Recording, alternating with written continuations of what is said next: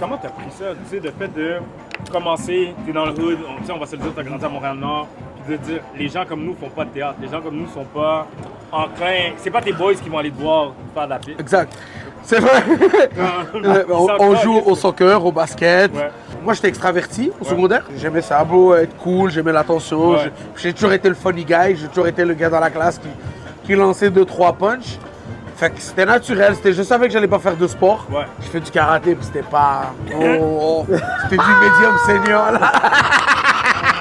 Et puis voilà, man, fait que j'ai commencé secondaire en spectacle, animer des soirées méritas, Ok. faire de l'impro, papa.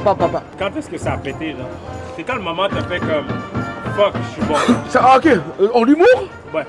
Là, tu vois, moi j'ai été refusé 2 fois à l'École nationale de l'humour. OK. Fait que moi j'ai douté longtemps, tu vois. Quand ils m'ont refusé à l'École nationale de l'humour, moi j'étais avec mon collègue Anas Assounan, on est amis depuis le secondaire 1 et tout. Ok. Puis lui il l'a accepté.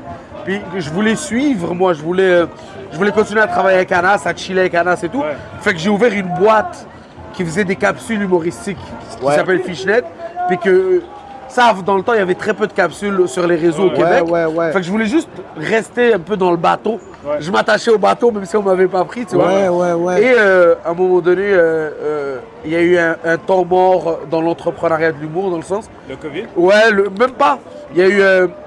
On travaillait beaucoup avec Juste pour Rire, puis Juste pour Rire, on changeait d'actionnaire et tout ça. Fait que moi, j'ai eu comme une saison de 6 mois où j'avais pas grand chose. Fait que j'ai dit, allez, let's go. Anas et Jean-Michel Elie, si vous connaissez, sont venus me voir parce qu'ils m'ont dit, yo bro, il faut que tu joues. J'étais dans une petite dépression et tout. Ouais. J'ai dit, allez, fuck that, on joue et je suis remonté sur scène.